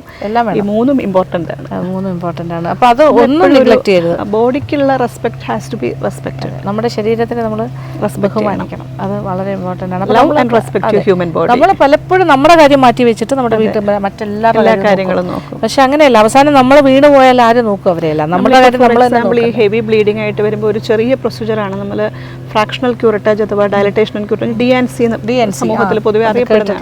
അപ്പോൾ ആ ഒരു ചെറിയ വൈദ്യപരിശോധന വെച്ചായിരിക്കും ഇവരുടെ ക്രമം തെറ്റിയ ബ്ലീഡിങ്ങിന് എന്തെങ്കിലും പ്രത്യേക കാരണമുണ്ടോ, നമ്മൾ ഇടപെടേണ്ട ഒരു സാഹചര്യമാണോ എന്ന് തീരുമാനിക്കുന്നത്. അപ്പോൾ അതിനൊരു സിംഗിൾ ഡേ പ്രൊസീജിയറാണ്, ഒരു OP പ്രൊസീജിയർ എന്ന് തന്നെ പറയാം. പക്ഷേ ഇതിനൊരു 4 മണിക്കൂർ പോലും മാറ്റി വെക്കാൻ, ആ പ്രൊസീജിയർ ആസ് സച്ച് ഒരു 15 മിനിറ്റ്സ് എടുക്കും. അപ്പോൾ അതിന് മുന്നേ ഉള്ള ഒരുക്കങ്ങളും പ്രൊസീജിയർ കഴിഞ്ഞ ഒരു ഇച്ചിരി നേരം റെസ്റ്റും ഹോസ്പിറ്റലിൽ കൊടുക്കുമ്പം മേ ബി ഓൾ ഓവർ ഒരു 4 hours എടുക്കുമായിരിക്കും എല്ലാം കൂടെ അറ്റ് എ സ്ട്രെച്ച്.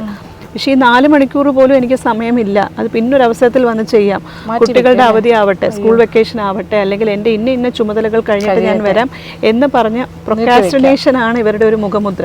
അപ്പം നമ്മൾ സ്ത്രീകൾ നമ്മളെ കെയർ ചെയ്യണം, അതാണ് ഏറ്റവും പ്രധാനമായിട്ടുള്ള. ഇനി എന്ത് കാര്യം ഉണ്ടെങ്കിലും ശരി, നമുക്കൊരു വയ്യായ്ക വന്നാൽ നമ്മളത് ഡെഫിനറ്റ്ലി ഡോക്ടറെ കാണാൻ, അതിനൊരു കാലതാമസം ഉണ്ടാക്കരുത്.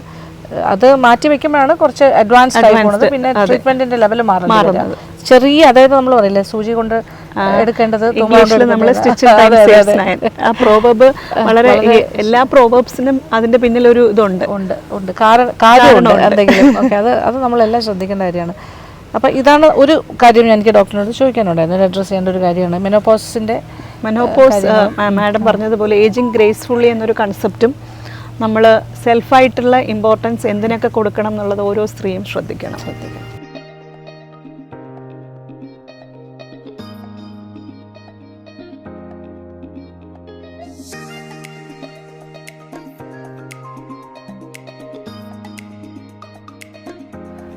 എനിക്ക് കുറേ സംശയങ്ങളുണ്ട്. അപ്പോൾ ഇതെല്ലാം ഇപ്പോൾ ഒരു അവസരമാണ് ഡോക്ടറിനെ കിട്ടിയ സ്ഥിതിക്ക് ചോദിച്ച് മനസ്സിലാക്കാം. അതായത് കീ ഹോൾ ലാപ്രോസ്കോപ്പിക് സർജറീസ്, അത് പണ്ടൊക്കെ ആണെങ്കിൽ വയർ ഓപ്പൺ ചെയ്തിട്ടാണ് നമ്മൾ യൂട്രസ് റിമൂവലാണെങ്കിലും ഫൈബ്രോയിഡ് എന്ത് കാര്യങ്ങൾ ചെയ്യണം. അപ്പോൾ ഇത് എങ്ങനെയാണ് ഇപ്പോൾ കീഹോളിൽ ഇതെല്ലാം സംഭവിക്കുന്നത്? കീഹോൾ സർജറിക്ക് നമ്മൾ വേറൊരു പേരുണ്ട്, minimally invasive surgery. Minimally invasive, അതായത് ചെറിയ ദ്വാരങ്ങളിൽ കൂടെ ചെയ്യുന്ന വലിയ ശസ്ത്രക്രിയകളായിരിക്കും നമ്മൾ ചെയ്യുന്നത്. പക്ഷേ എക്സ്റ്റേണലി ഉള്ള ഹോൾസ് വളരെ ചെറുതാണ്. ക്യാമറ ഇടുന്ന ഒരു പോർട്ട്, നമ്മളെ ഓപ്പറേഷൻ സൈറ്റിന് പോർട്ട് എന്നാണ് പറയുന്നത്. ക്യാമറ പോർട്ട് മാക്സിമം വരുന്ന ഡയമെൻഷൻ ഞാൻ 10 മില്ലിമീറ്റർ, 1 സെന്റിമീറ്റർ അത്രേ ഉള്ളൂ. നമ്മൾ കാതില് ചെവിയിൽ നമ്മൾ കമ്മൽ കുത്താനായിട്ട് ഇടുന്ന സ്പേസ് പോലെ ചെറിയ ഹോളുകൾ. അപ്പോൾ 1 സെന്റിമീറ്റർ ഹോള്. പിന്നെ നമുക്ക് വർക്കിംഗ് പോർട്ട്. അപ്പോൾ ക്യാമറ ഇട്ടാണ് നമ്മൾ കാണുന്നത്. അകത്തൂടെ ക്യാമറ കൂടെ കടന്നു പോയി വയറിനകത്ത് കാണുന്ന ദൃശ്യങ്ങളെ അത് മാഗ്നിഫൈ ചെയ്ത് TV സ്ക്രീനിൽ കൂടെ കാണും. അത് കണ്ടിട്ടാണ് നമ്മൾ ചെയ്യുന്നത്. പിന്നെ നമുക്ക് വർക്കിംഗ് പോർട്ട് ഉണ്ട്, അതിന് ലാറ്ററൽ പോർട്ട് എന്ന് പറയും. അത് നമ്മുടെ സർജന് ആ സ്പെസിമെൻ പറഞ്ഞാൽ ഏത് സൈറ്റാണ് നമ്മൾ ഓപ്പറേഷൻ ചെയ്യാൻ പോകുന്നത് അതിന്റെ വലിപ്പം അനുസരിച്ച് നമുക്ക് ക്രമീകരിക്കും. അപ്പോൾ അങ്ങനെ ഒരു മാക്സിമം 3 വർക്കിംഗ് പോർട്ട് വരും. വർക്കിംഗ് പോർട്ടിൻ്റെ ഡയമെൻഷൻ എന്ന് പറയുന്നത് 0.5 ആണ്. അതായത് നമ്മൾ 10 മില്ലിമീറ്ററും 0.5 അപ്പം 1 സെന്റിമീറ്ററും 1/2 സെന്റിമീറ്ററും ആണ് നമ്മുടെ ഡയമെൻഷൻ മാക്സിമം വരുന്നത്. മറ്റേത് എങ്ങനെയാണ്, നമ്മൾ വയറിന്റെ 5 ലെയർ തുറക്കുക. നമ്മുടെ അബ്ഡോമിനൽ വോൾ എന്ന് പറയുമ്പോൾ 5 ലെയേഴ്സാണ്. പുറമേ ഉള്ള തൊലി, അതിൻ്റെ അടിയിൽ ഫാറ്റ്, പിന്നെ അത് കഴിഞ്ഞിട്ട് നമ്മുടെ പേശികൾക്ക് ബലം കൊടുക്കുന്ന വെള്ള കളറിൽ ഒരു ലെയർ ഉണ്ട്, റെക്ടസ് ഷീത്ത് എന്ന് പറയും. അത് കഴിഞ്ഞ് മസിലാണ് നമുക്ക് എപ്പോഴും ഗാർഡ് ചെയ്യുന്നത്, നമ്മുടെ ബോഡി പ്രൊട്രൂഡ് ചെയ്യാതിരിക്കാനായിട്ട്. പിന്നെ അതിൻ്റെ അടിയിൽ ഒരു പെരിട്ടോണിയം. അപ്പോൾ ഇങ്ങനെ 5 ലെയറുകളെ മിനിമം ഒരു 5 അല്ലെ 7 സെൻറ്റിമീറ്റർ. ഇപ്പോൾ എത്ര കോസ്മെറ്റിക് സർജൻ ആണെങ്കിലും ഏറ്റവും ചെറിയ ഇൻസിഷനിൽ കൂടെ സർജറി ചെയ്യാം എന്നൊക്കെ പറഞ്ഞാലും അറ്റ്ലീസ്റ്റ് ഈ മുഴയുടെ വലുപ്പത്തിനനുസരിച്ചുള്ള ഇട്ടാലല്ലേ പുറത്തെടുക്കാൻ പറ്റും. ഒരു 7 സെന്റിമീറ്ററോ 10 സെന്റിമീറ്ററോ അല്ലെ ഒരു സിസേറിന് നമ്മൾ എത്ര പോലത്തെ നീളത്തിൽ ഇടേണ്ടി വരും. അത് ഒഴിവാക്കിക്കൊണ്ട് പേഷ്യന്റ് ഏറ്റവും കംഫർട്ടും സൂത്തിങ് എഫക്റ്റും കൊടുക്കുന്നതാണ് ലാപ്രോസ്കോപ്പിക് സർജറി. അതിനെക്കുറിച്ചുള്ള തെറ്റിദ്ധാരണകൾ പേഷ്യൻസ് വന്ന് ചോദിക്കുന്ന കുറേ ക്വസ്റ്റ്യൻസ് ഉണ്ട്. ഒന്ന്, വലിയ മുഴകളാകുമ്പോൾ ഇത് ചെയ്യാൻ സാധിക്കും. ഞാൻ പറഞ്ഞല്ലോ 9 കിലോ മാസ് വരെ നമ്മൾ ലാപ്രോസ്കോപ്പിക്കലി ഗ്രോത്ത് വരെ അതിനുള്ള നൂതന ശസ്ത്രക്രിയാ രീതികൾ. ഈ പറഞ്ഞ കാര്യം എനിക്കും ഡൗട്ടാണ്. എന്ന് വെച്ചാൽ ഈ ചെറിയ ഹോളിൽ കൂടെ എങ്ങനെയാണ്, അത് നമുക്കൊരു ചെറിയ ഇൻസ്ട്രുമെന്റ്സ് ഉണ്ട്. വലിയ മാസിനെ നമ്മൾ ചെറിയ പീസസ് ആക്കി മാറ്റിയിട്ട് ഞാൻ ആ പറഞ്ഞ വർക്കിംഗ് പോർട്ട് അല്ലെങ്കിൽ ലാപ്ടോപ്പ് പോർട്ടിൽ കൂടെ നമുക്ക് മാറ്റാൻ പറ്റും. പിന്നെ ഉള്ളത് ഇതിനകത്ത് നമ്മൾ ഗ്യാസ് കടത്തിയാണ് ചെയ്യണത്. അപ്പൊ ഗ്യാസ് കംപ്ലീറ്റ്ലി പുറത്തു പോകുമോ, എല്ലാം കണ്ടാണോ ചെയ്യുന്നത്, കുറച്ചകത്ത് ഇരുന്ന് പോകുമോ?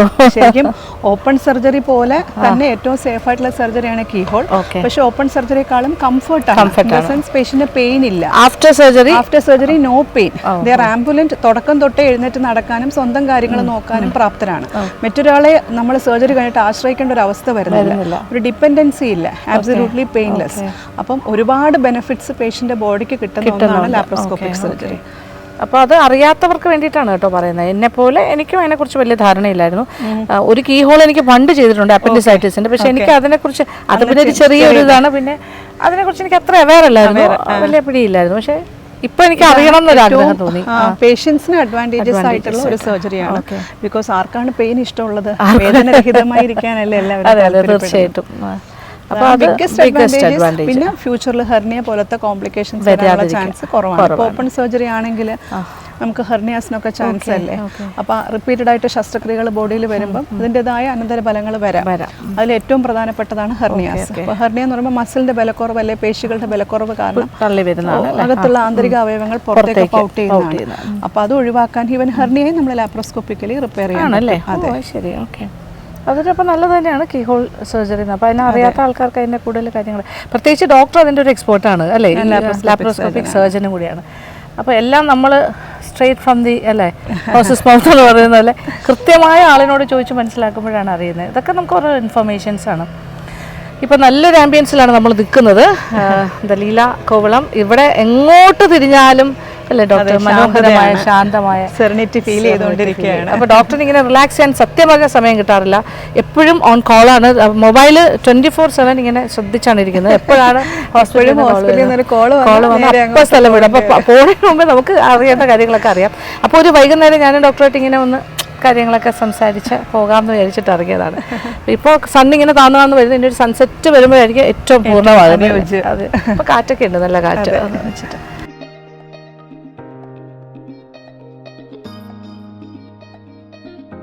അപ്പോൾ ഡോക്ടർ, എനിക്ക് ഒരു സംശയം, അതായത് ഇപ്പോൾ ചോദിച്ചതെല്ലാം സംശയങ്ങൾ തന്നെയാണ്. ഇതൊരു ക്ലാരിഫിക്കേഷൻ വേണം. അതായത് ഇൻഫെർട്ടിലിറ്റി, ദാറ്റ് ഈസ് വന്ധ്യത. നമ്മുടെ പൊതുജനം മെയിനായിട്ട് ഭയത്തോടെ ആശങ്കയോടെയും കാണുന്ന ഒരു മേഖലയാണിത്. കുഞ്ഞുങ്ങൾ കാരണം ഒരാൾ ട്രൈ ചെയ്ത് തുടങ്ങി കഴിഞ്ഞിട്ട് കിട്ടുന്നില്ല എന്ന് കാണുമ്പോൾ അവരുടെ മനസ്സിൽ ഒരുപാട് പാനിക്കാകും. എന്തുകൊണ്ട് കിട്ടുന്നില്ല, എന്തായിരിക്കും കാരണം, എത്ര വേഗത്തിൽ കിട്ടും. അപ്പോൾ ഞാൻ എല്ലാ കപ്പിൾസിനോടും പ്രധാനമായിട്ടും പറഞ്ഞ 4 P വേണമെന്ന് പറയും. ഒന്ന് പീസ് ഓഫ് മൈൻഡ്, പിന്നെ രണ്ടാമത്തത് സമാധാനത്തോടൊപ്പം വേണ്ടത് പെർസിവിയറൻസ്, സ്ഥിരോത്സാഹം, പിന്നെ വേണ്ടത് പേഷ്യൻസ്, ക്ഷമ വേണം. പിന്നെ last but not the least prayers, പ്രാർത്ഥന. ഈ 4 P ഉണ്ടെങ്കിൽ നമുക്കതിനൊരു ചിലത് ഭയങ്കര പെട്ടെന്ന് കിട്ടും, ചിലത് ഇൻറ്റൻസ് ഹാർഡ് വർക്ക് ഇടേണ്ടി വരും. അപ്പോൾ നമുക്കൊരു 20 വയസ്സിനും 30 വയസ്സിനും ഇടയ്ക്കുള്ള കപ്പിൾ വരുവാണെങ്കിൽ നമുക്ക് അവർ ആദ്യം അഷുറൻസ് കൊടുക്കും, നിങ്ങളൊരു 12 മാസം സ്വയം ശ്രമിക്കൂ. പക്ഷെ മിക്കവാറും ശ്രമിച്ച് കിട്ടാതെ ആയിരിക്കും നമ്മുടെയൊക്കെ വരുന്നത്. ഇപ്പോൾ 2 പേരെയും നമ്മൾ ഇവാലുവേറ്റ് ചെയ്യണം, സ്ത്രീകളെയും പുരുഷനെയും. അപ്പോൾ ആദ്യം പുരുഷന്മാരുടെ കാര്യം പറയാം. അതിൽ പ്രധാനമായിട്ട് അവരുടെ കൗണ്ട്, ബീജത്തിൻ്റെ അളവ്, അതിൽ സ്പേംസിൻ്റെ മോട്ടിലിറ്റി, മോർഫോളജി, അതിൻ്റെ വോളിയം, ഇതെല്ലാം ഇമ്പോർട്ടൻ്റ് ആണ്. പിന്നെ എന്തെങ്കിലും പ്രാക്ടിക്കൽ ഇഷ്യൂസ് അവർക്ക് ഉണ്ടോ എന്നുള്ളത് നമ്മൾ ചോദിക്കും. ഇപ്പോൾ ഡയബറ്റിക് പേഷ്യൻസ്, എപ്പിലെപ്റ്റിക് പേഷ്യൻസ് ഒക്കെ കാണും. അവർക്ക് അങ്ങനെ എന്തെങ്കിലും ബുദ്ധിമുട്ടുണ്ടോ, അവരുടെ ഫിസിക്കൽ ആക്ടിവിറ്റീസിന് എന്തെങ്കിലും ബുദ്ധിമുട്ടുണ്ടോ, അതെല്ലാം നമ്മൾ ചോദിച്ചിട്ട് അതിൻ്റെ ഫൈൻ ആസ്പെക്ട്സിലേക്ക് പോകും. സ്ത്രീകളെ സംബന്ധിച്ചിടത്തോളം പ്രധാനമായിട്ടുള്ളത് അവരുടെ യൂട്രസിൻ്റെ ഘടന, ഓവറിയിൽ സിസ്റ്റ് അങ്ങനെ എന്തെങ്കിലും ഉണ്ടോ, യൂട്രസിൻ്റെ ഷേപ്പ്. ഈ യൂട്രസ് നോർമലി ഇരിക്കുന്ന ഷേപ്പ് എന്ന് പറഞ്ഞാൽ ഒരു പെയറിൻ്റെ ഷേപ്പിലാണ്. അപ്പോൾ ആ ഷേപ്പിൽ തന്നെയാണോ. ചില സ്ത്രീകൾക്ക് യൂട്രസിന് അബ്നോർമാലിറ്റീസ് വരും, പല ഷേപ്പിൽ യൂട്രസ് വരാം. അപ്പം ഇങ്ങനെ ബൈക്കോർണേറ്റ് എന്ന് പറയും, 2 യൂട്രസ് പോലെ ഇരിക്കും.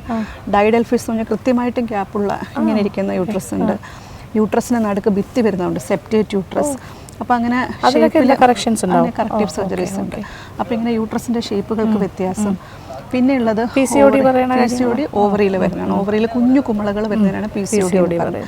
പിന്നെ ഓവറിക്കകത്ത് വരുന്ന വേറൊരു ഇമ്പോർട്ടൻറ്റ് സാധനമാണ് ചോക്ലേറ്റ് സിസ്റ്റം എന്ന് പറയും, എൻഡോമെട്രിയോട്ടിക് സിസ്റ്റം. അപ്പോൾ അത് വേറെ, അത് ഹൈഡാറ്റഡിഫോം മോൾ എന്ന് പറഞ്ഞിട്ട് പ്രഗ്നൻസിയിൽ വരുന്ന ഒരു നല്ലതല്ലാത്ത പ്രഗ്നൻസിയാണത്. അപ്പോൾ ഈ ഓവറിയിൽ എൻഡോമെട്രിയോട്ടിക് സിസ്റ്റ് വരുന്നതൊക്കെ സ്ത്രീകൾക്ക് ശരിക്കും ഒരു ചലഞ്ചാണ്. കാരണം ഫെർട്ടിലിറ്റിക്ക് ശരിക്കും ഒരു ഹിൻഡ്രൻസ് ആണ് എൻഡോമെട്രിയോട്ടിക് സിസ്റ്റ്. നമ്മൾ ചോക്ലേറ്റ് സിസ്റ്റം എന്നൊക്കെ പറയും. അപ്പോൾ അത് ഒരുപാട് പെയിൻഫുൾ ആണ്. ഒരു വുമൻസ് ലൈഫിൽ ഏറ്റവും ആഗണി ഉണ്ടാക്കുന്ന ഡിസീസ് ഏതാണെന്ന് ചോദിച്ചാൽ it is endometriosis in the ovary and adenomyosis in the uterus. അതായത് യൂട്രസ് ഒന്ന് ബൾക്കി ആയിട്ട് വീങ്ങും, അതിന് നമ്മൾ അഡിനോമയോസിസ്, സിവിയർ പെയിൻ ആണ്. അപ്പം ആർത്തവ സമയത്തും ആർത്തവം അല്ലാത്ത സമയത്തും അവർ കടന്നു പോയ പാത ദുസ്സഹമായിരിക്കും. അപ്പം അത്രയും കഠിനമായ വേദന ഒരു ലേഡിയുടെ ലൈഫിൽ വരുന്നത് ഈ ഒരു അസുഖം കൊണ്ടാണ്. അപ്പോൾ അങ്ങനെയുള്ള സിസ്റ്റുകളുണ്ടോ. അപ്പോൾ യൂട്രസും ഓവറിയും ട്യൂബും നോർമലാണോ എന്ന് നമ്മൾ സ്കാൻ ചെയ്ത് നോക്കും. ട്യൂബിൻ്റെ ഫംഗ്ഷൻ ചിലപ്പോൾ നമുക്ക് അതർ ടെസ്റ്റുകൾ വഴി നോക്കേണ്ടി വരും.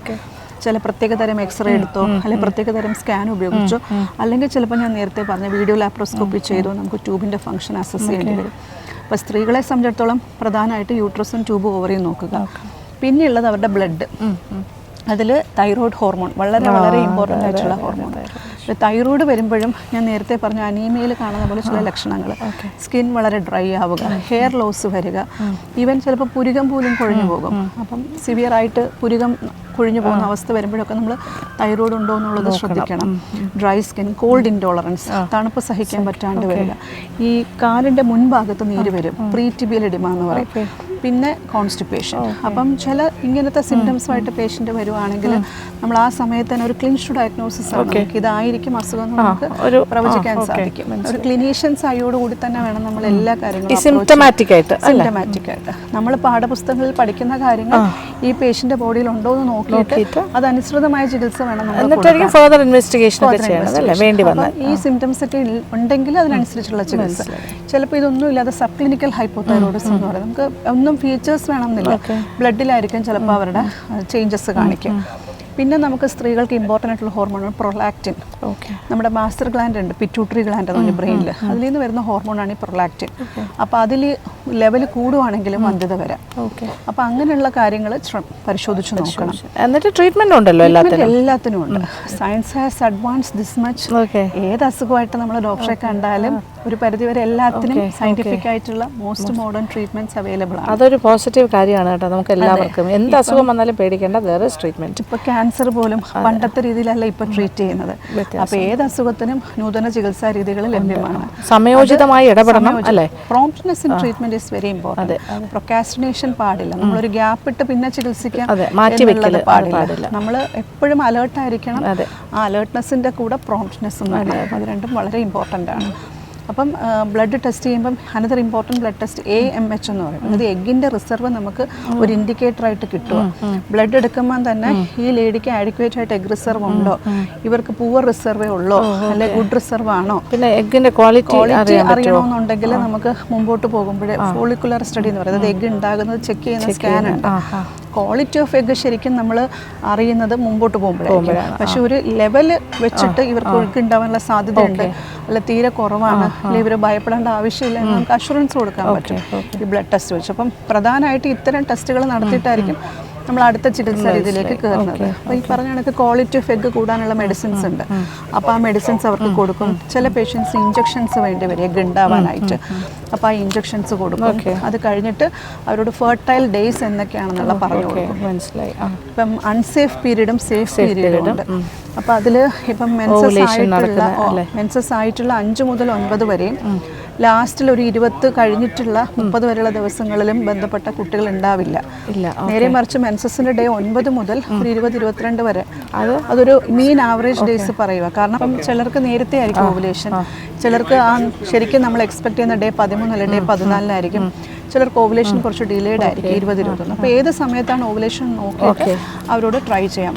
അപ്പോൾ ഇങ്ങനെ കുറച്ച് ബേസിക് കണ്ടീഷൻസ് ആയിരിക്കും ആദ്യം നമ്മൾ അസസ് ചെയ്ത് ചികിത്സിക്കുന്നത്.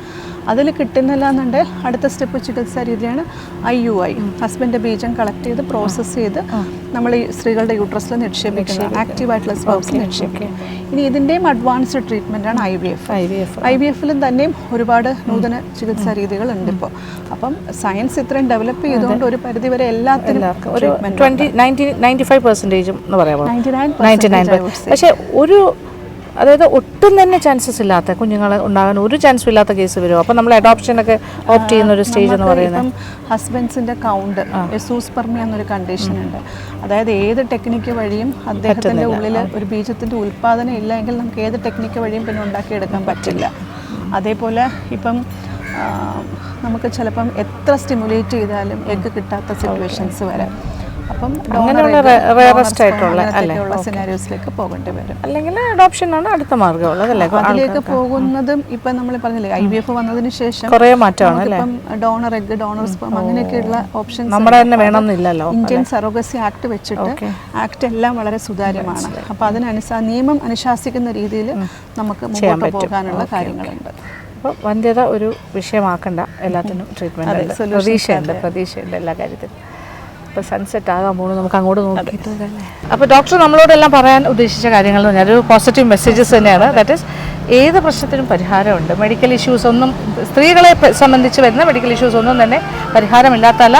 ടൈംലി ആയിട്ട് നമ്മൾ ഹോസ്പിറ്റലിൽ പോവുക, ഡോക്ടേഴ്സിനെ കൺസൾട്ട് ചെയ്യുക, അങ്ങനത്തെ കാര്യം.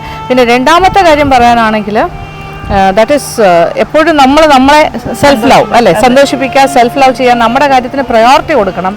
നമ്മൾ മറ്റുള്ളവരെ നോക്കരുതെന്നല്ല, അതും നോക്കാം, പക്ഷേ യെസ് ഫസ്റ്റ് നമ്മൾ എപ്പോഴും അതെ അതായിരിക്കണം. നമ്മൾ ഈ ഫ്ലൈറ്റിൽ ട്രാവൽ ചെയ്യുമ്പോഴേ അവർ വന്ന് പറയുമല്ലോ എമർജൻസി സിറ്റുവേഷനിൽ ആദ്യം നിങ്ങളുടെ സീറ്റ് ബെൽറ്റ് ഇടുക, എന്നിട്ട് വേണം നിങ്ങളുടെ കുഞ്ഞിനെയൊക്കെ വെച്ച് കെട്ടുക എന്ന് പറയില്ലേ. അപ്പോൾ അത് നമ്മളെ സേഫ് ആക്കുക ഫസ്റ്റ്. അപ്പോൾ നമ്മുടെ ഹെൽത്ത് ഒരിക്കലും നെഗ്ലക്റ്റ് ചെയ്യരുത്. അത് ഡോക്ടർ പറഞ്ഞൊരു വലിയ മെസ്സേജാണ്. അപ്പോൾ ഈ ഒരു വനിതാ ദിനത്തിൽ ഞങ്ങൾക്ക് പാസ് ഓൺ ചെയ്യാനുള്ള കാര്യം, ഡോക്ടർ പറഞ്ഞ കാര്യങ്ങൾ ഞാൻ നിങ്ങളിലേക്ക് എത്തിക്കുന്നതാണ്. അപ്പോൾ എല്ലാ വനിതകളുടെയും ആരോഗ്യ സൗഖ്യത്തിന് വേണ്ടി പ്രാർത്ഥിക്കാം. അപ്പോൾ നിങ്ങൾക്ക് ഇഷ്ടപ്പെട്ടു എന്ന് തന്നെ വിചാരിക്കട്ടെ. ഇതൊരു ഇൻഫോർമേറ്റീവ് വീഡിയോ ആണ്. ഞങ്ങളിതൊരു വൈകുന്നേരത്തെ ഒരു റിലാക്സേഷൻ, ഡോക്ടറിന് റിലാക്സ് ചെയ്യാൻ സമയം കിട്ടാത്ത ആളാണ്. പക്ഷേ വർക്ക് ഈസ് വർക്ക്ഷിപ്പ് എന്ന് വിശ്വസിക്കുന്ന ആളാണ് ഡോക്ടറും. ഞാനും അങ്ങനെയൊക്കെ തന്നെ. പക്ഷേ ഞാൻ ചെയ്യുന്ന ജോലി കുറച്ചുകൂടി എനിക്ക് റിലാക്സ് ചെയ്യാൻ പറ്റുന്ന ഏരിയയിലൂടെയൊക്കെ സഞ്ചരിക്കുന്ന ആളാണ്. ഡോക്ടർ കൂടുതലും ഹോസ്പിറ്റലിൽ തന്നെ ആണ് മോസ്റ്റ് ഓഫ് ദ ടൈം. ഞാൻ എപ്പോൾ നമ്മളവിടെ വരുമ്പോഴും ഡോക്ടർ ഓൺ കോളാണ്. അപ്പോഴേ കൺസൾട്ടേഷൻ, ഓപ്പറേഷൻ 24/7 ഡെഡിക്കേറ്റഡ് ആണ് കേട്ടോ. അത്രയും കമ്മിറ്റഡ് ആൻഡ് ഡെഡിക്കേറ്റഡ്. എനിവേ ഡോക്ടറിനെ ഈ ഒരു ദിവസം നമുക്ക് വേണ്ടി ഇവിടെ നമ്മളോടൊപ്പം സ്പെൻഡ് ചെയ്യാൻ കിട്ടിയത് തന്നെ ഒരു വലിയ ഭാഗ്യം. Thank you so much doctor. Beautiful evening ആണിത്. ഈ ഒരു സൺസെറ്റിൻ്റെ അടുത്ത് നിന്ന് മാഡത്തിൻ്റെ കൂടെ കുറച്ച് ടൈം സ്പെൻഡ് ചെയ്യാൻ പറ്റിയതിൽ like I feel privileged. നമ്മൾ വലിയ സന്തോഷത്തിൽ നമ്മൾ രണ്ടാളും ഈ ഒരു ബ്യൂട്ടിഫുൾ ആംബിയൻസ് എൻജോയ് ചെയ്ത് നല്ല പോസിറ്റീവായിട്ടുള്ള കാര്യം. ഇത് ഒരിക്കലും മതി വരാത്ത കാഴ്ചകളാണ്. അപ്പം മനസ്സ് തികച്ചും ശാന്തമാണ്. അപ്പോൾ ഒരു കാര്യം കൂടി പറഞ്ഞോളട്ടെ, നമ്മുടെ ഈ ഒരു ബ്യൂട്ടിഫുൾ ഒരു വെന്യൂ നമ്മൾക്കായിട്ട് ആംബിയൻസും ഒക്കെ നമുക്കായിട്ട് തന്നെ ദലീല റാവിസ് കോവളം അതിൻ്റെ മാനേജ്മെൻറ്റിനോടും താങ്ക് യു സോ മച്ച്. അതേ പറയാൻ പറ്റുള്ളൂ. അത്രയും സച്ച് എ ബ്യൂട്ടിഫുൾ പ്രോപ്പർട്ടി, പറഞ്ഞറിയിക്കാൻ വയ്യാത്ത സൗന്ദര്യമാണ്. ഇവിടെ ഇങ്ങനെ ഇത് കണ്ട് നിൽക്കുമ്പോൾ തന്നെ അറിയാലോ ഈ സൺസെറ്റ്. പിന്നെ ഇതിന് വേണ്ട അറേഞ്ച്മെൻറ്റ്സ് ഒക്കെ സഹായിച്ച നമ്മുടെ ടൂറിസം സതീഷ് എന്ന് പറഞ്ഞാൽ നമ്മുടെ ഒരു സുഹൃത്തുണ്ട്. അപ്പോൾ thanks to Satish also. Patient കൂടെയാണ്. പേഷ്യൻ്റ് അതാണ് ഡോക്ടറിൻ്റെ പേഷ്യൻ്റ് കൂടെയാണ് സതീഷിൻ്റെ വൈഫ്. ഇരട്ട കുട്ടികളെ ഡോക്ടറാണ് ഡെലിവറി എടുത്തത്. അങ്ങനെ happy women's day to all watching this video and not watching this video. Enjoy the Women's Day. Happy Women's Day. Happy women's day to all of you. അതും നമ്മുടെ എല്ലാ ഫാമിലി മെമ്പേഴ്സിനും യൂട്യൂബ് ഫാമിലിക്ക്. അപ്പോൾ സന്തോഷം. Thank you so much. Thank you for watching and keep on watching Lakshmi Nair vlogs. Stay healthy always. Yes. Okay. Love you all.